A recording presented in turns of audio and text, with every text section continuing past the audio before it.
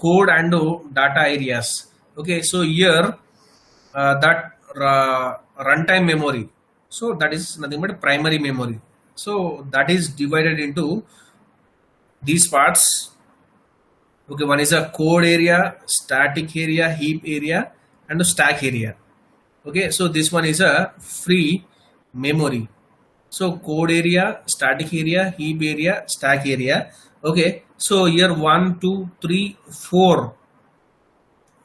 parts. The sub runtime memory is divided into 4 parts.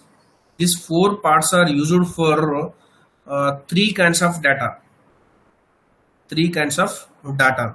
So one is a target code, second one is a data objects, third one is a stack.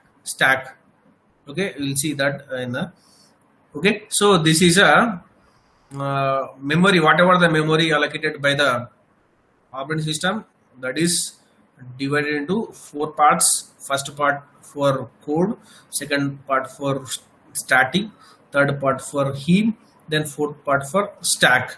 Okay, so here code, this part, okay, this part used for whatever the program we are going to compile, so that code will be saved in this area. So this is a code area. Then static heap, so this is a this area for the static, for whatever the static variables are declared in the program. So for that variable some memory is allocated, so that is nothing but static variables. So static area, any static kind of variables are used in the program. So for that variable somewhat memory is allocated. So whatever the static variables, those will be occupied in this, that memory allocated from this area. The next heap, nothing but dynamic memory allocation. If any dynamic memory allocation is done in the program, from this space memory is allocated dynamically, so that is a heap. So that's why this is increased or decreased. So this is a free space, so it can be decreased, it can be increased. The next one is a stack. This area in the program, if any functions are used, so function, procedure, method, if any are used in the program, so for that function or for that procedure or whatever, those will be stored in this area. So stack, just like a stack data structure, stack data structure, one side open and one side only one side opening and closing. Okay, pushing, popping possible at one side. Okay, so applications of stack, what function, procedures uses stack area. Okay, that we'll see. Okay, these are the different kind of areas in the runtime. So code area, static area, heap area, stack area. This one is a free memory. This can be increased, this can be decreased. Okay, if more dynamic memory utilization in the program, so this automatically this will be increased. If number of procedures or functions there in the program, so this also will be increased. Okay, heap memory will be increased and stack memory also will be increased. This one is a free. So here this is static, this code is a fixed, but heap, stack is a dynamic, so not fixed. Okay, this is a storage organization of runtime memory diagram. Okay, this one is the explanation for this.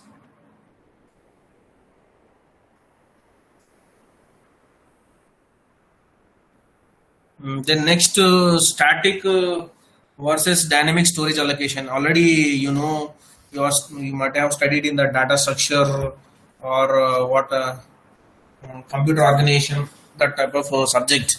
So static storage allocation, dynamic storage, so that we have to see in this. Okay, first static storage, dynamic storage. Static, dynamic. What static storage allocation and dynamic storage allocation? Static storage allocation is nothing but compile time allocation. Okay, so dynamic means while executing the program, if any memory is required for the variables, then some memory is allocated. That is called dynamic memory allocation. That is also known as runtime allocation. Okay, so static storage allocation is also called as compile time allocation. A dynamic storage allocation is known as runtime allocation. Okay, so that is the layout and allocation of data to memory locations in the runtime environment are key issues in storage management. So the two objectives, static and dynamic, distinguish between compile time and runtime. So compile time is a static storage allocation, runtime is a dynamic storage allocation. So we say that the storage allocation decision is static if it can be made by compiler looking only at the text of the program, not at what the program does when it executes. So here this storage allocation decision, if it is a static, so that means before in the compilation time, whatever the memory is allocated, that one is a static memory allocation. Okay, after compilation, the program will be executed in the execution time. If memory is allocated, then that is a dynamic memory allocation. That so decision depends on the decision which one in the static, that in the compilation time, if memory is allocated, that means that decision is taken in the at the time of compilation. That is called static allocation. If a decision is taken in the execution of the program, so that kind of allocation is called dynamic allocation. A decision is dynamic if it can be decided only while the program is running. So many compiler uses some combination of the following two strategies for dynamic storage allocation. One is a stack, another one is a heap. Already we have seen. So stack, heap, these two are the dynamic coming under dynamic storage allocation only.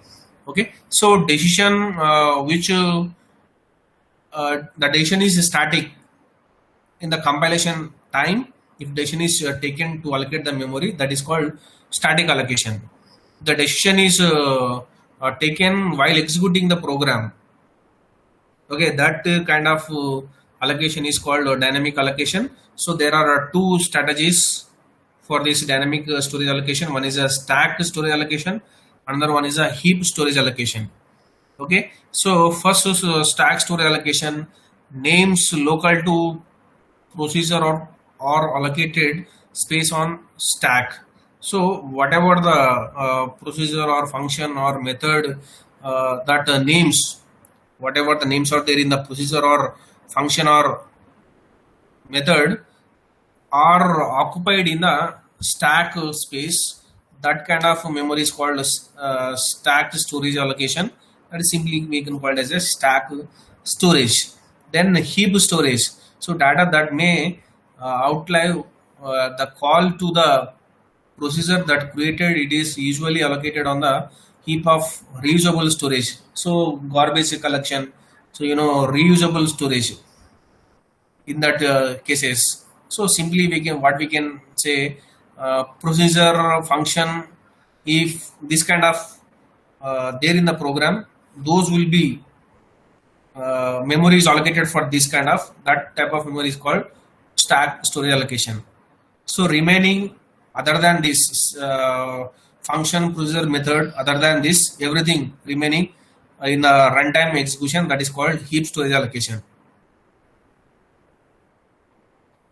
Okay, so we'll discuss clearly about this static storage allocation and heap storage allocation in the coming.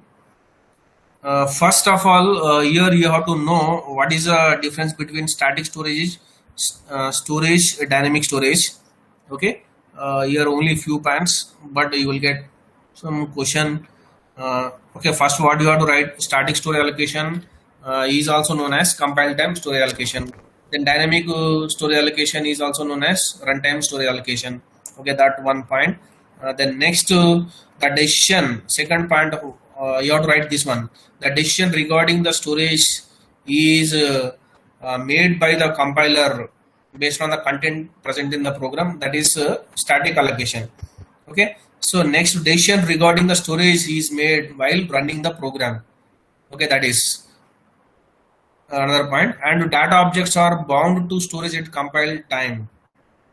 Okay, this whatever the variables or objects are there, those will be bounded to storage at compile time, when a memory is allocated for these data objects in the compile time in static storage allocation. But in the dynamic storage allocation, in runtime, this data object is bounded to storage at runtime.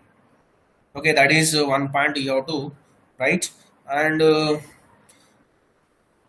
so memory allocation, that is done in compile time in a static storage allocation. Then memory allocation is done at runtime. Okay, that is compile time and runtime. Next, so compiler uses code and static area for static storage allocation. So the runtime is divided into 4 parts. Okay, one is a code area, static area, heap area, stack area. Okay, here this whatever the compiler that uses code and static area for static storage allocation. Then in the dynamic storage allocation, which area is used? Heap storage area used for dynamic storage allocation. Okay, static area, this one static area, and this which one? Code area and static area. These two are used. These two areas are used for static storage allocation, and this heap used for dynamic storage allocation. This heap area used for dynamic storage allocation. Okay. Then next.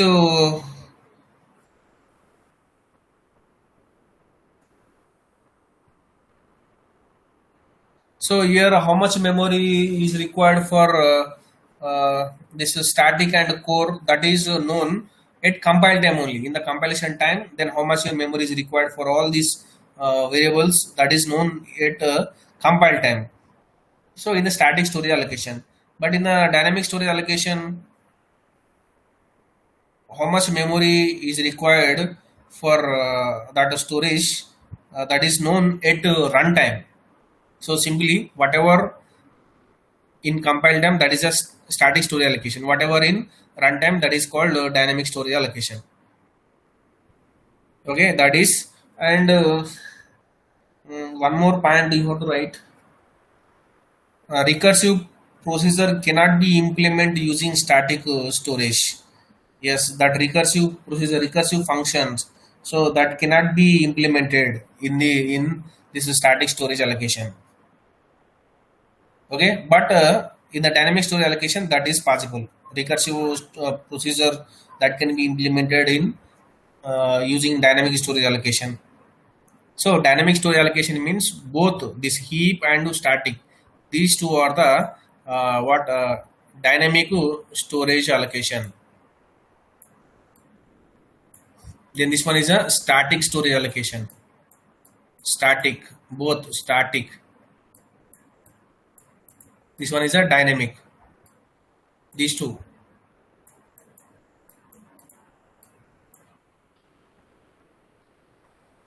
And one more point you have to write. The data structure cannot be created dynamically. Whatever the data structure. So dynamically not created, but in the dynamic storage allocation, this data structure can be created dynamically. Okay, that is possible. Okay, so these are the differences between static storage allocation and dynamic storage allocation. I think you might have studied in the data structure subject in C programming in C. That is also in that subject also you have learned. Okay, so static storage allocation and dynamic storage allocation. So it means static versus dynamic storage allocation. You have to write that one. So stack allocation of space. Stack allocation. Static is a different. Stack allocation, that is different. So stack allocation of space, whatever the runtime space. Okay, so here the compilers for languages use procedure functions or methods. So procedure function method. So as a unit of user defined activation management at least part of the runtime memory as a stack. Okay, in the program we write, we that means that the program in the program we write functions, procedures or methods. Okay, that is a advantage by writing these functions, procedures and methods. So we'll have some advantages. You know what are the advantages? Okay, if any functions, procedures or methods are there in the program, okay, for this memory is allocated in the stack. That is a dynamic memory, okay, no problem, but allocated in stack area. Okay, here this whatever the procedure or function, so that will be pushed onto the stack. Pushed onto the stack. Okay, you know that stock operation, which one last in first out, that is LIFO, based on the LIFO last in first out. So which one is inserted last, that will be uh, removed first, that means that will be processed first. Okay, that is, so here each time a procedure is called or function is called, a space for its local variables is pushed onto a stack. So a function may be called more than once. Okay, for each time a function is called, a space for its local variable. Okay, whatever the variables are there in the function, for the variables memory is allocated. That means these local variables are pushed onto the stack, and when the procedure is terminates, that space is removed from the stack. So whatever the memory is allocated for local variables in a function, so that memory will be removed when a function, a procedure is terminated. Okay, so here, so this can be done in two ways. One is activation function, another one is a activation record, activation tree. Another one is a activation record. Okay, activation trees and activation record. First of all, you have to know activation trees. Okay, so stack allocation that not be feasible if procedure calls or activations of a procedure did not nest in time. Okay, first we will see one example. Okay, this is one example into a some array declaration. So read array. Okay, into some partition. So partitioning the definition here, and quick sort. Okay, this is a quick sort program. So quick sort program here. One example is taken. So here reading array is one procedure, partitioning is one procedure, and quicksort is one procedure, and main is another function. Okay, so one, two, three, four are there. Okay, so read array, after executing this function, some elements will be taken from the keyboard. So some set of elements are going to be there in that array. Okay, that is then here a of 0 equal to something initially, some negative, and total here 10 values. So this one is my minimum and this one is a maximum. So arranging the elements in between these, whatever the values in these locations. Okay, quick sort, sending that starting index and ending index value to the quick sort. Okay, this is a quick sort. Okay, here sorting is done by using recursive procedure calls. Okay, so this is a first program. Here activation trees, how activation trees will be created for this, that we will see. So here the possible activations, this is explanation of that program. So this is explanation, enter. So first to enter read array, that is then leave read array. So these are the first reading some elements, okay, entering some elements, then we'll stop entering, then quicksort calling. So then next in the quicksort, which one is performed? Partitioning is performed. So enter partitioning. Then after partitioning, that means leaving partitioning. Then again enter here. This is a divide and conquer policy. Okay, so dividing, first we will all that elements, that array will be divided into sub parts, and each and every part again will be divided, and later after dividing, those will be combined based on the what that minimum value, that maximum value, or pivot value, something based on that. Okay, that algorithm you know.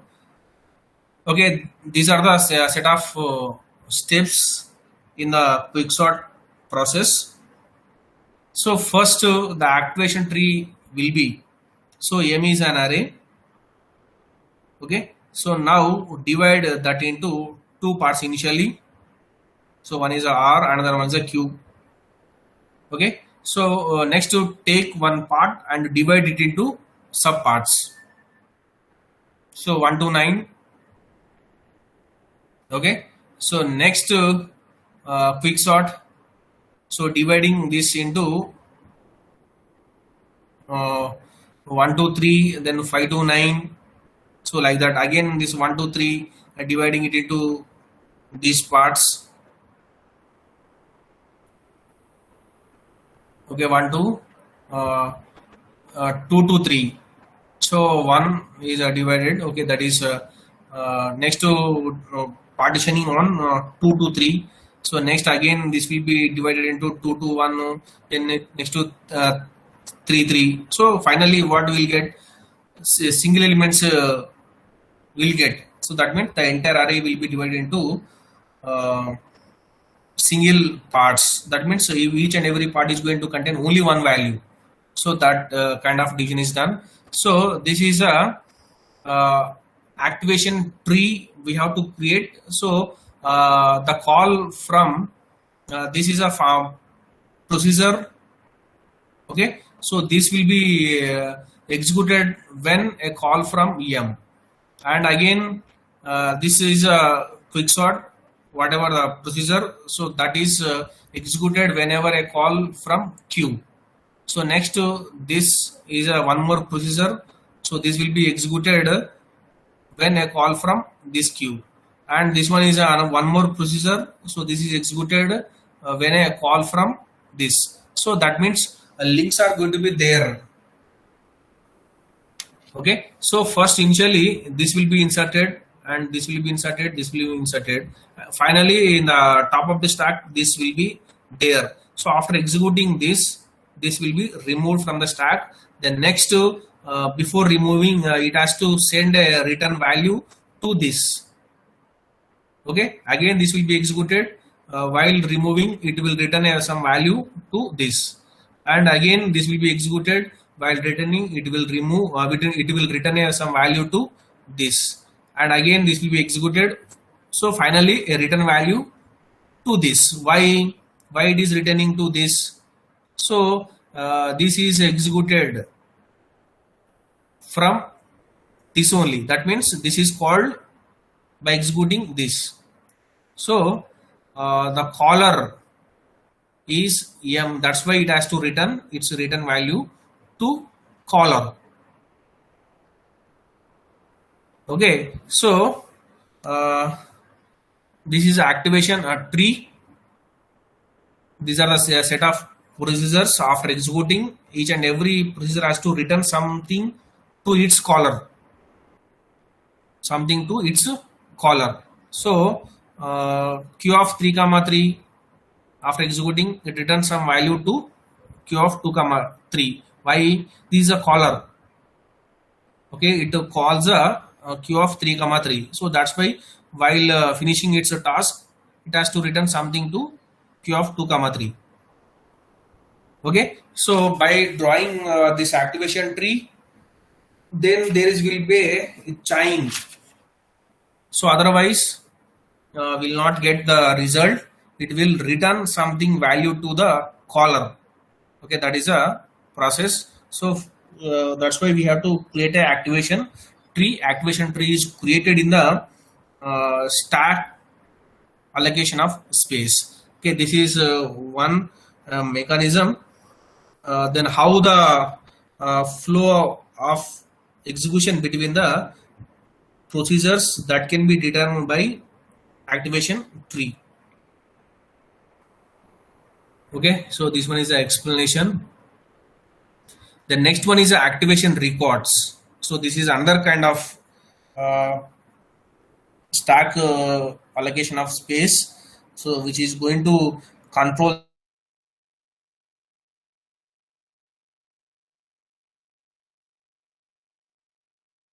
record. So first of all, activation record is a sequence of procedure calls and return values which is managed by runtime stack. So this is a definition of activation record. So activation record is a sequence of the procedure calls. Set of procedure calls are going to be there. So sequence of procedure calls and its return value which is managed by the runtime stack. Okay, this is one is a definition. The whatever the components are there in the activation records or this one. So this is a activation record structure.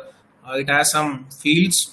One is actual parameters, second one is a return value, third one is a control link, fourth one is access link, this one is a saved machine status, local data, temporaries. So these are the different kind of fields in the activation record. This is one of the important question compared to activation record. So activation tree, activation record is important.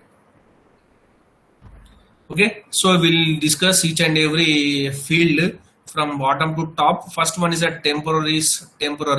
So temporary values such as these arising from the evolution of expressions in case where those temporaries cannot be held in registers. So temporary variables. Okay, in the function, in the method, in the procedure, we use some temporary variables. If any temporary variables are used in the program, for the temporary variables, some memory will be allocated in this. That means it is this field is going to hold which are the temporary variables. That information will be accessed from this field, temporaries.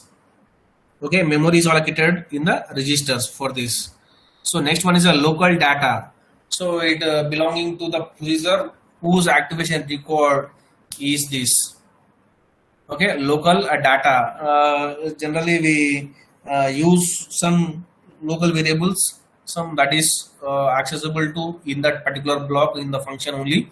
Okay, that kind of data is called local data. If anything is used, so the information will be accessed from this field, local data. Next one is a saved machine status. Saved machine status. So it has information about state of the machine just before the call to the procedure. So previously, what is the status of that procedure? So now after calling the procedure, what is the status? Okay, status will be, for example, so previously some status there. So this much executed. So this is value for that procedure. Okay, so now one more function procedure is called. It is executing. In the middle of the execution something happened, so that information is erased. Okay, so if you want to know what is the status from which procedure executed previously, so you want to know from this field we can get that status information. So for example, P1, P2, P3, some P5. So these are procedures. So P1, P2, P3 completed execution. Okay, P4 executing. In the middle of the execution, something happened. So that is removed. Okay, so now user wants to know previously which procedure have been executed. So if you want to get information, so that means P3 up to P3 procedures completed. So next P4 procedure has to be executed. So like that information will be accessible from this field. Okay, next to access link. So may needed to locate data needed by the called procedure but found elsewhere. Example, another activation record. So for example, so different kind of procedures. So function one or procedure one something. Okay. So from this we can call another function also. Okay, this is that means f2 there in f1. Okay, now main is one function. So from main f1 call. So main is calling f1. So control goes to f1. The next f2. That means f1 is calling f2. Okay, one activation record for this main and one activation record from f1. So this is a main activation record, f1 activation record, next to f2 activation record. So three activation records created for this entire program. For example, in a program, one main function, two sub functions are there. So main f1 one function, f2 is another function. Okay, so for this program, three activation records created. Okay, the one is main activation record, f1 activation record, f2 activation record. Okay, so first main activation, that means main function is calling f1, f1 is calling f2. So after executing f2, it has to return something to f1. Why? Because f1 is a caller. So now after executing this f1, it has to return something to main. Okay, so through this access link, this activation record will come to know finally the return value has to send to which activation. Okay, that is okay. So access link may needed to locate data needed by the call procedure but found elsewhere something that means in any activation record that will be known. It has to send that information to which activation record. Okay, through access link. So access link is going to be there. So this is access link for this like this access link. So f1 access link to m, then f2 access link to f1. Okay, finally f2 has to return something to f1, then f1 has to return something to main. Okay, that is a through access link. The next one is a control link. It points to the activation record of the caller. So this m is going to control f1, then f1 is going to control f2 with the help of control link. Okay, so that is through with the help of this access link, it will get some information. This main gets some information from f1 through access link. F1 gets some information from f2 through access link. But controlling by control link. That is the next return value. So every function is going to return something, nothing or something. Okay, that will be there in the return value here. That some value, whatever it is, nothing or something. So that will be there in this. So next actual parameters. You know actual parameter and formal parameter. Okay, so that actual parameter information will be there in this field. So actual parameter, return value, control link, access link, saved machine status, local data, temporaries. So these are the fields in the activation record. Okay, so this is a frame for main. Okay, main activation record. Okay, then main have some function that is R. So R is activated, and again M has main has one more, that is a 1,9. So one more activation record there in this. So that means R has been popped. So R is removed and Q 1,9 pushed. So one more activation record is pushed. So next like that. So main in previously R Q there. So R completed, now Q there. Then next again one more activation record Q1 comma 3 push shoot and P1 comma 9 push shoot, but P9 1 comma return completed. So these are the control returns to 1 comma 3. Finally 1 comma 3. So here these dashed lines. So returning something to Q. Okay, so this is a activation record, activation tree and activation record. So these are the two things to determine the way the control flow between the procedures. So these are used in the stack allocation of space. Okay, so in the next class we'll see the remaining. Okay, now I'm stopping.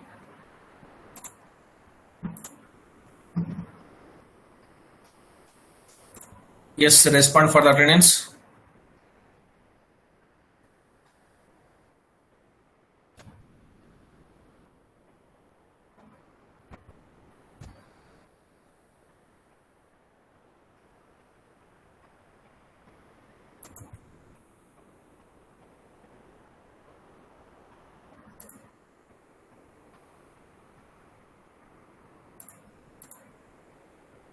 Yeah, 16 series, 17 series, respond.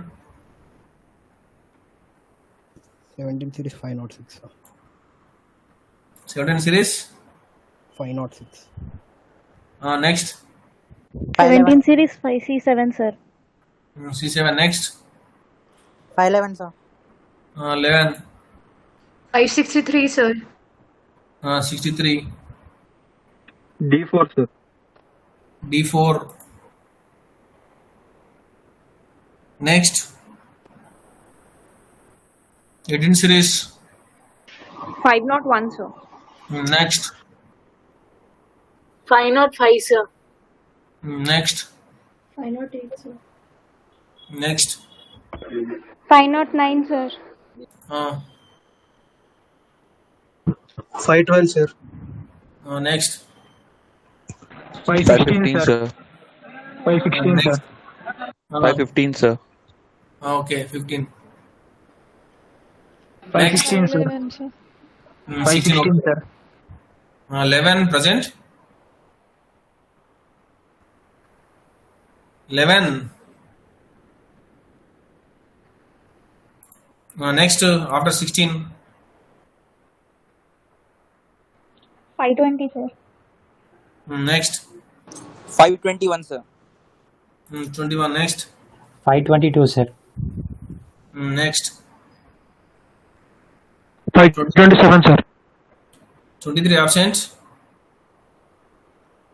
27. Yes, sir. Next. 528, sir. 28. Next. 534, sir. 34. Next. Sir, 530 present. 30. Next. 36, sir. 36. 38. 539, sir. 39. 540, sir.